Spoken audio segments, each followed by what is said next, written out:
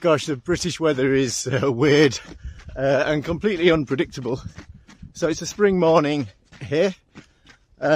Yesterday I was literally lying in a hammock enjoying the warm sunshine, chilling out, but then in the night, of course, we've had a frost and it's currently reached a heady high of I think about 1 degree at the moment. Yeah, you have to sort of adapt and get used to things here, and that's okay. So not only am I wearing sunglasses to protect my eyes from the sun that's quite low on the horizon, but I'm also wearing a warm hat and a couple of layers and a buff and a pair of gloves. So there you go, we take each day as it comes. I think the word is crisp for this kind of morning, but I want to talk a little bit about running for mental well-being today. So, you know, a lot of people have challenges with their well-being, and a lot of people benefit from exercise in support of that, which is absolutely brilliant. But I want to talk a little bit more specifically about getting out into green spaces, into a relatively natural environment. There's been some interesting research into the impact of just being outside in a green, relatively unspoiled environment, in terms of the impact on your mental well-being, anxiety levels, stress, cortisol. And we're talking about real science here and a real impact on those things. So it's another great reason to get outside and try and get off the road if you can. Like I say, we've had some cold weather actually overnight, but it has stayed dry, so I'm able to get outside onto the trails, which is always great. And just subjectively, I certainly enjoy it a lot more. So it's a really great thing to do if you can. I'm just trying to avoid the squelchy mud as best I can here. So what does the science actually say? And what are the recommendations? Well, there seems to be some good research that's finding that if you get outside and actually actively engage with nature, so I'm talking about thinking about all of your senses here and how you engage. So in an environment like this, you're going to be thinking about what you can see, so actually looking around you and paying attention and absorbing the green environment, trees, soil, everything else around you. There's been some interesting research finding that being around running water has a really significant impact, but also senses like touch.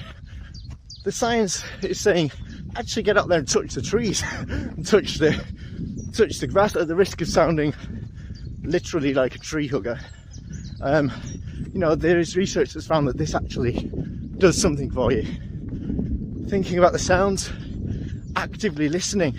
So normally I've got music and podcasts in my ears, but in this kind of environment, that's one time when I don't. So I actually actively listen around to the sounds of nature, bird song, everything else. Thinking a bit about what you can smell as well, paying attention to those things. So this is a really great way for obviously doing something healthy physically, but also thinking about your mental well-being by engaging with nature in that way. There's been some interesting research involving individuals with ADHD. Now, I wouldn't ever seek to demonize those with neurodivergence. In fact, I think we must celebrate that community and the positive impact that individuals with autism, ADHD have on our society.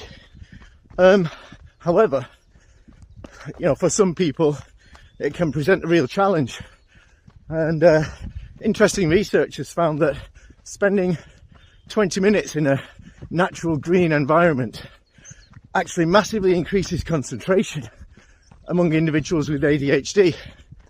And overall for the population at large, that is the recommendation for how much time to try and spend in this type of environment for really positive effects. So we're looking at an average of about 20 minutes a day if possible, or roughly 2 hours across the week to get those positive outcomes.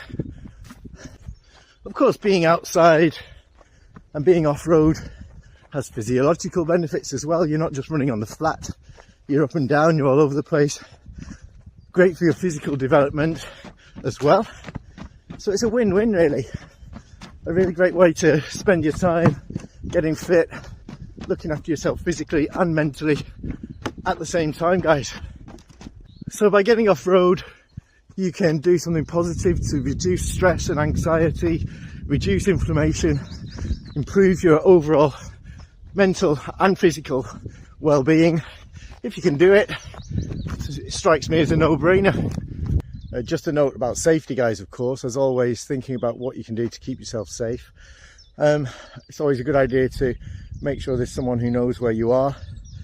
If you're taking your phone and you've got someone who can track you on maybe Google Maps or Life 360 or a similar app, that's always a good idea as well.